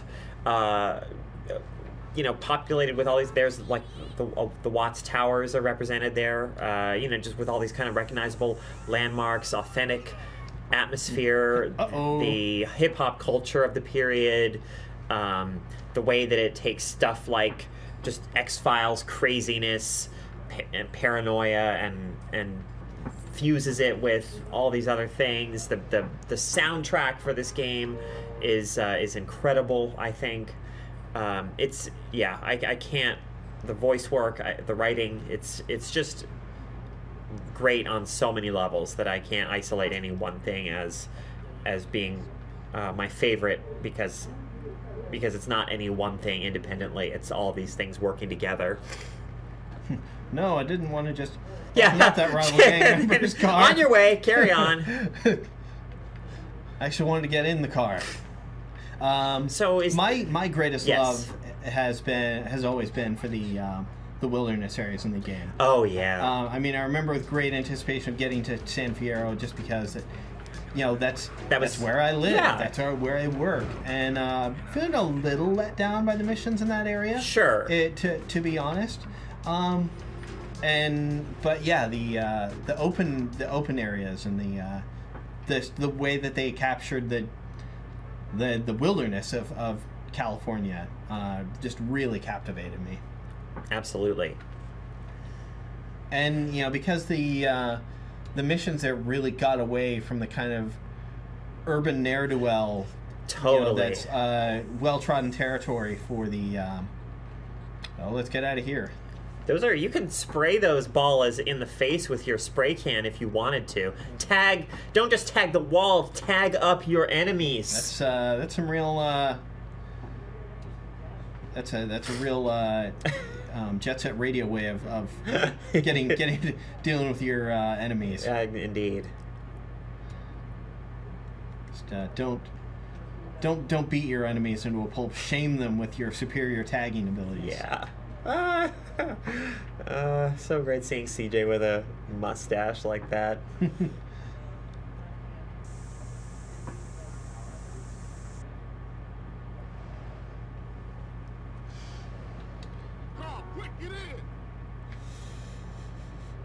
I think in this game I always felt best in my element with the heavy black coat and like the do-rag, sure, the black bandana over my head.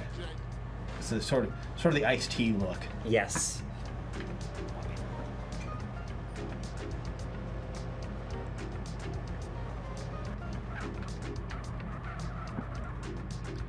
Speaking of the soundtrack, we've been neglecting it.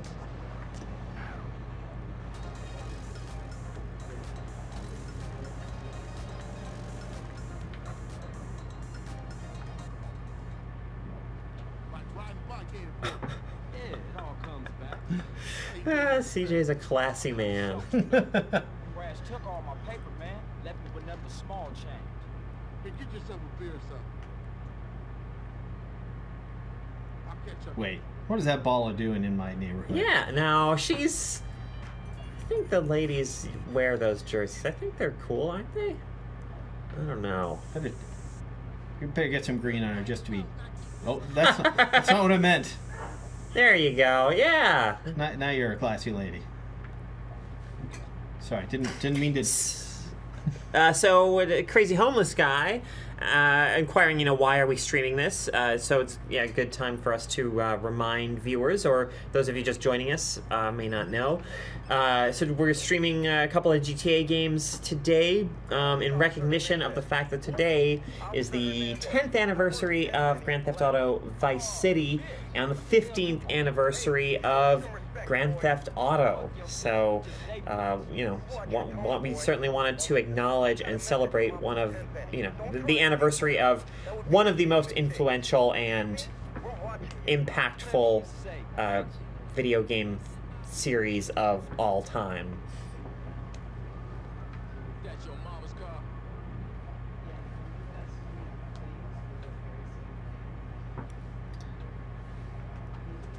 I have a feeling that now we're going to get into some gang warfare, Indeed. or maybe just get some brooms and some gray paint. And just get involved with the local neighborhood in some urban renewal. Yes. I think that's what they mean by cleaning the hood.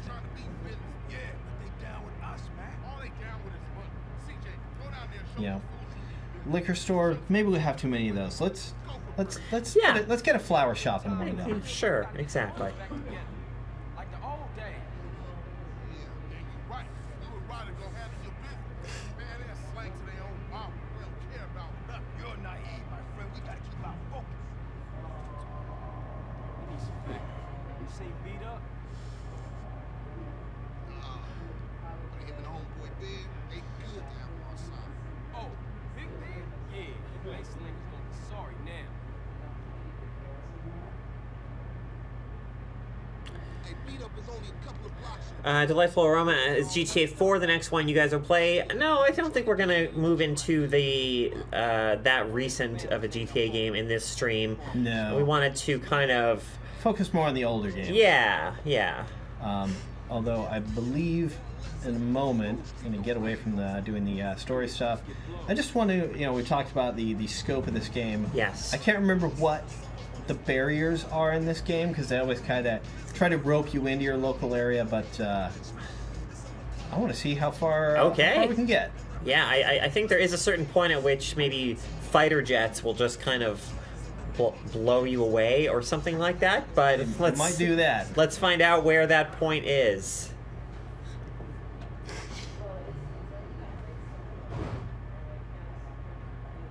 Hey, slow down, fool. You don't even know what store it is. What up? This it? Gee, this is right here. Open up! You still live here? Fool, I told you this is. Open up! All right, we're still cleaning the hood. Yes. Oh, this character, he's tragic, Fuck out of here. Wait, hold up, I man. recall.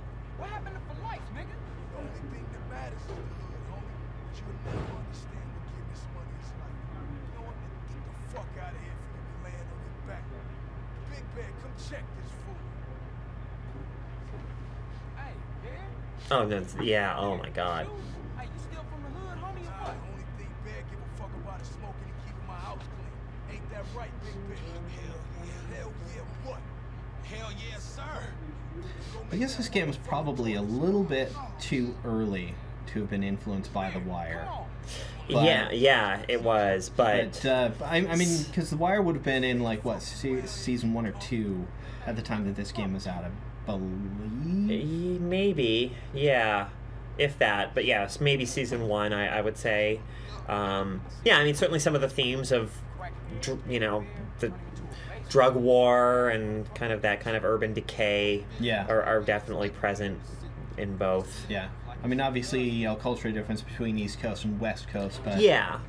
But, I mean, part of what's fantastic about The Wire is that while it's on one hand, intrinsically Baltimore, it also illustrates and kind of explores the problems that face, like, every kind of American city to some degree. Yeah.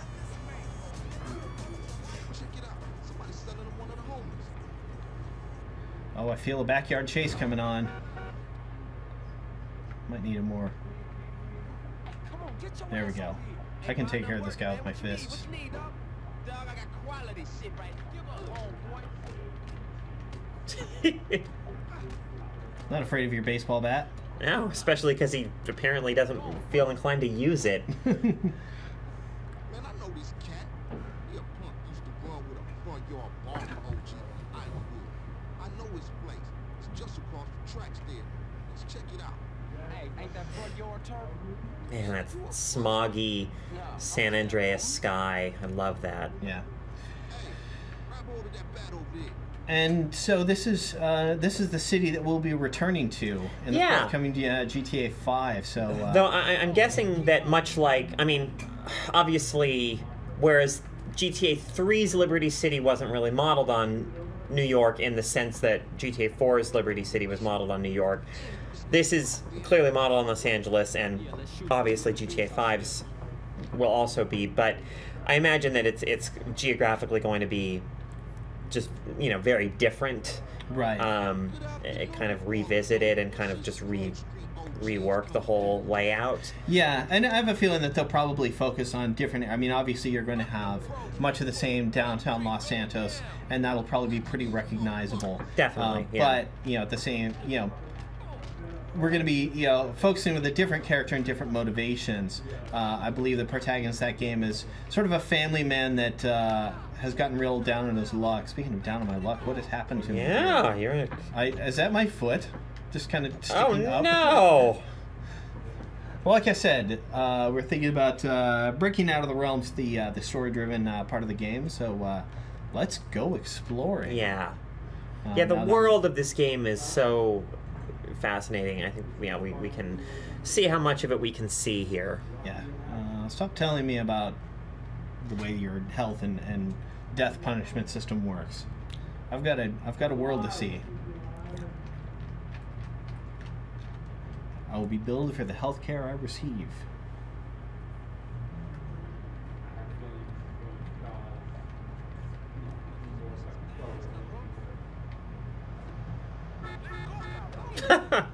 Great animations in this for getting people out of their vehicles. This fortune vehicle.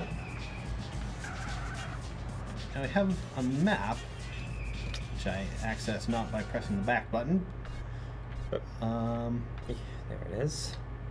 Could I set way? No, this is long before things like that made sense, where you could Right. set waypoints in the map and have it kind of indicate to you, at least give me a compass indicator where I should go. Yeah.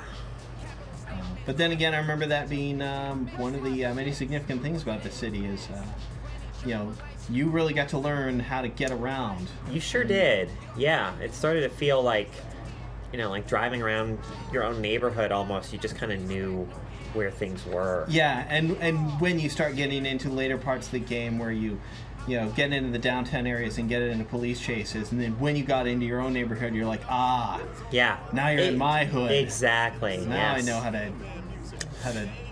how to lose these guys. But it being a good solid 9 years since I played this game, Yeah. a little bit of a fish out of water now, so bear with me. Delightful Aroma asking, is it just Los Santos featured in GTA 5 or are all the cities that were in San Andreas?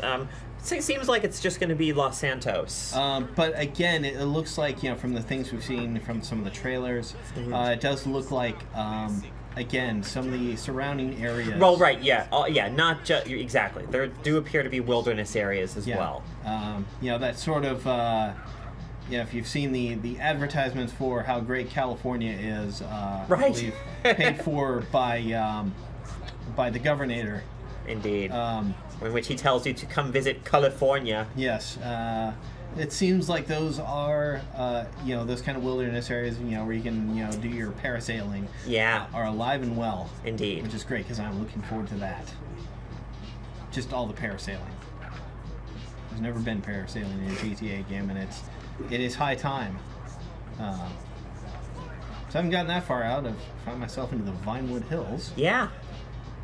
It's sort of an analog Some to great, Mulholland Drive. Exactly. And, you know, there's a great kind of mansion up there that you wind up acquiring at a certain point in the game. Yeah, there's the you Pacific Ocean. Oh, yes. sorry. Oh, there's like there are beach parties that you can kind of visit in this game as well. You can do like a basic dance rhythm game. You know, here we are on the freeway. Highway 1, or as referred to in Southern California, the Pacific Coast Highway. Yeah, PCH.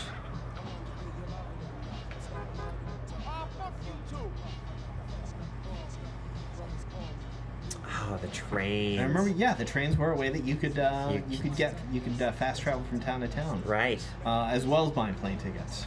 Yep. But I almost never, you know, like in so many of the open world Rockstar games, I spent so little of it wanting to fast travel because it was such a fantastic world to just go from point A to point B. Yeah, exactly. I much preferred flying my own plane and then, you know, skydiving out somewhere above my destination than, you know, than just being a passenger and being whisked to the general area. We were wondering if we could get out there. Yeah. We out there is where we have gone. We sure are. I believe this is the hill where. Well, is this the beginning of Mount Chiliad, as you reminded me just a moment ago, was called? I don't know. I believe this is getting into the areas where the rumors that a Sasquatch was in this game. Yes. Began to emerge. Let me tell you what's wrong with you West Coast suckers then. You know, the woman's too skinny. Eat a hamburger, y'all. I love, just the way the culture changes when you get outside of the city. You, as I said earlier, you start seeing more just like trucks, you know, and other types of vehicles. And if you hijack a car here, it's much more likely to have like the country music station than a hip hop station. So. And just the subtle tonal shift, like, you know, just the color palette changes, not just because I'm obviously in an area with green hills and blue skies, but you know, just the overall color palette. Yeah. I'm gonna steal that man's motorcycle. Give me your motorcycle. Oh, I don't think he has much choice in the matter now. That's okay. I took a tumble along with you. Where'd your motorcycle go? And by that I mean my motorcycle. Right.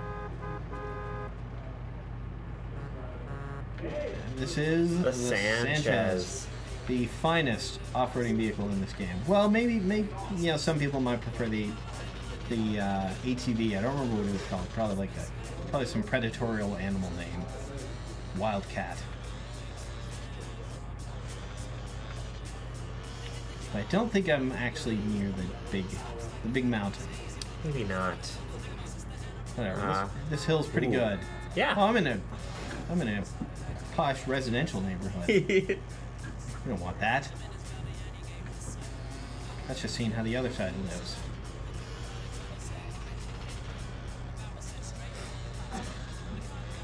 Old hilltop farm. I mean, this is where some races, I think, occur here later or pass through here. Ooh. Oh no!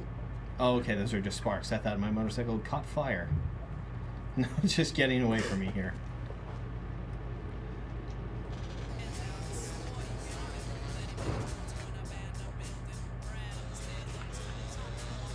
Flashback FM. This is where, if you're missing the music from Vice City, you get a heady dose of it here. Oh yeah, some good '80s stuff.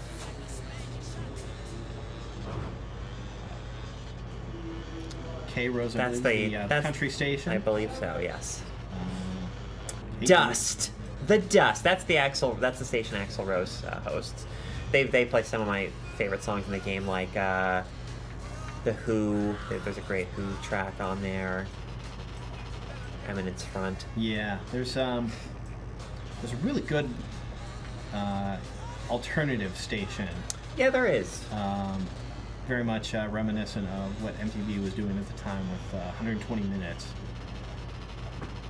What was it? What was it called? Is it Radio X? That's got to be it. Radio X, yeah. Was this the one with the kind of space rocky dippy DJ? Gosh, I don't recall. So maybe I'm not as far out in the wilderness. Keep ending up back in Vinewood. So occasionally we see the little window pop up that indicates CJ's stats, which was a new thing for this game, where your skills in various areas, like driving and shooting various types of guns and things, would increase over time, along with other things like respect. I think at one point I had neglected to eat, and my fat counter dropped down a little bit. Uh-huh. So, lots of different ways you could just improve your capabilities in the game over time. Yeah. There are gyms you can go to work out. You can learn. I think there are a few fighting styles you can learn in the game. Yeah. Although I'm really glad that the gym stuff is a thing that has not been back in any GTA games. Yeah, going into as well-meaning as they were, the thing that's true about gyms in real life is true about them in this game.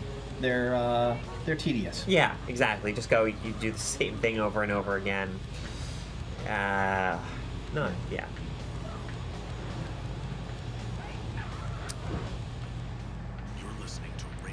All right. Well, let's do the right thing and just point ourselves north and see where we end up. Yeah. I don't remember that big factory. I believe I don't believe the gates of San Fierro will be quite open to us. No, we can make the effort though.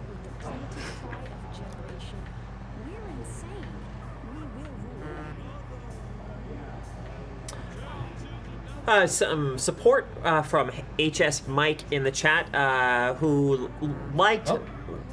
Danger! Yeah. Getting across that body of water.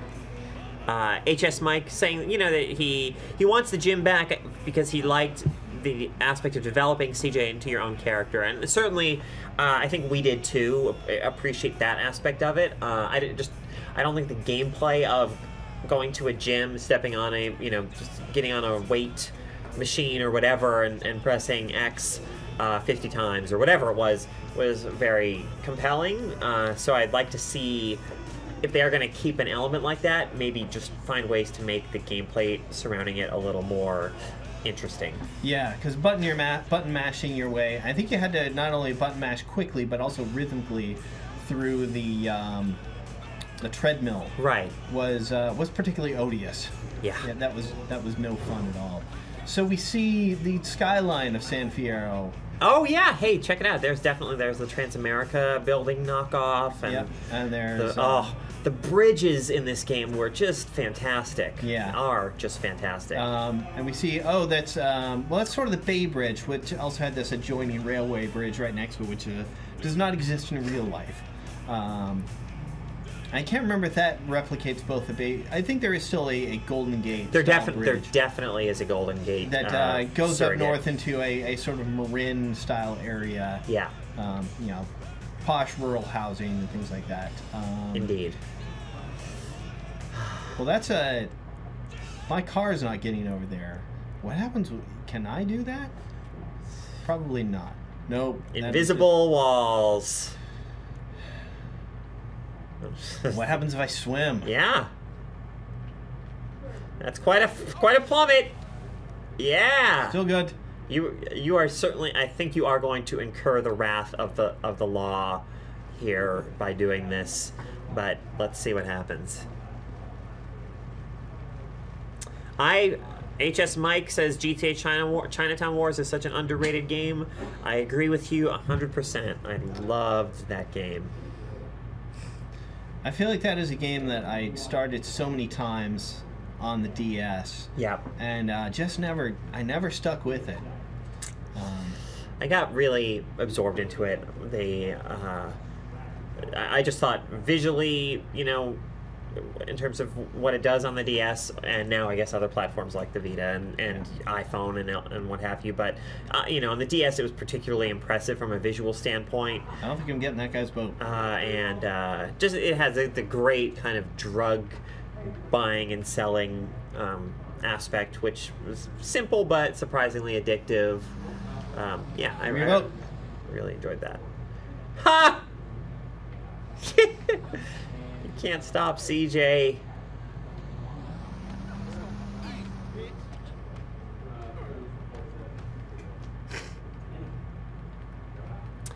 Well, then, was it underrated? I guess I feel like Chinatown Wars was a game that was critically praised and embraced, but not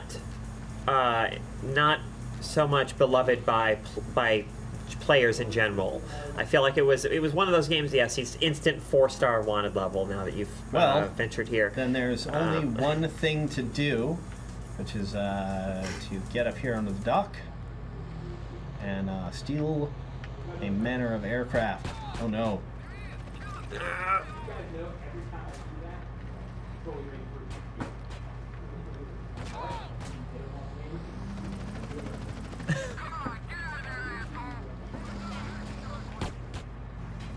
Oh, why can I not climb out of the water there? Ugh.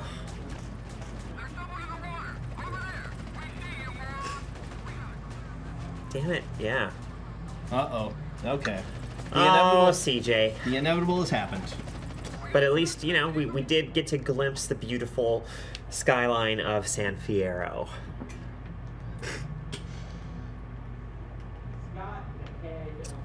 So, we're going to be wrapping up the stream. Oh, look at that plane! Is it going to crash into something? Did it crash?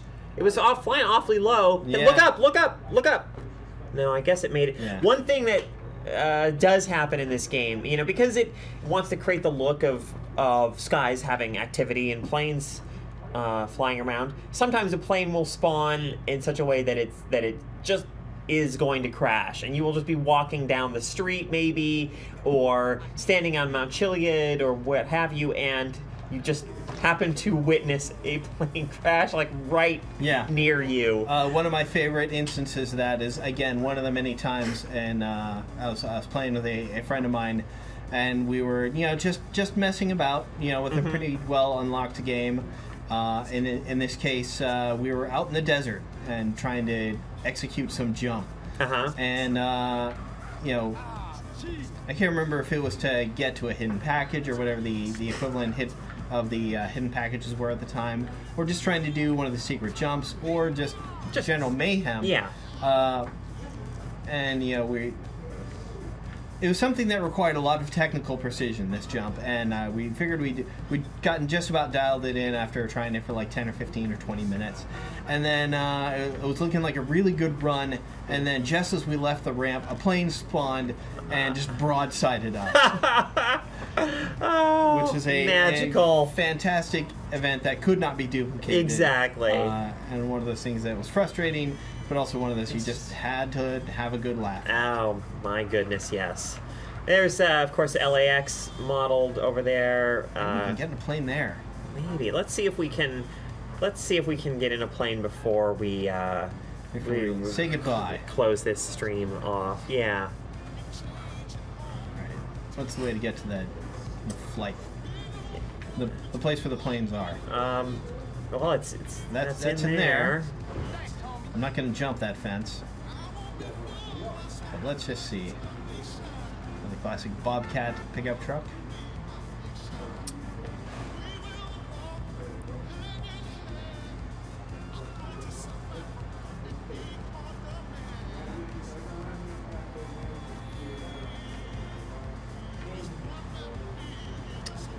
Let's see. Can we? No.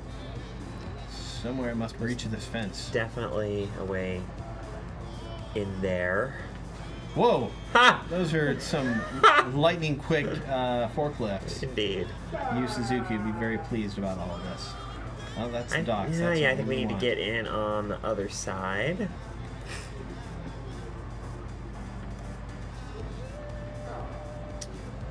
Maybe through here.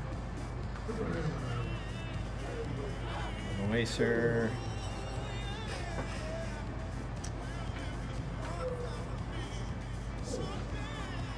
I feel like I'm getting further away from this. Closer. Maybe up here on the right. I think, yeah. Maybe up here on the. Oh. Oh, I need to go to Dang pilot it. school. Oh, well. Let that be a lesson to all of us. Yes. Wait, is this the pilot school? Do you have enough money to attend pilot school? No. No. We're not going to learn to fly I in don't there. think that comes until somewhat later in the game. So there, see, yes, let's CJ final framing shot there. CJ in San Andreas. Thanks so much for joining us, everybody, as we have celebrated the 15th anniversary of the Grand Theft Auto franchise and the 10th anniversary specifically of GTA Vice City, which we opened the stream with a good hour or so of that. Yeah. Thank you very much for joining us. If you'd like to see more of this, follow us on Twitter and keep an eye on us here on Twitch TV. Thank you very much for joining, and we'll see you next time.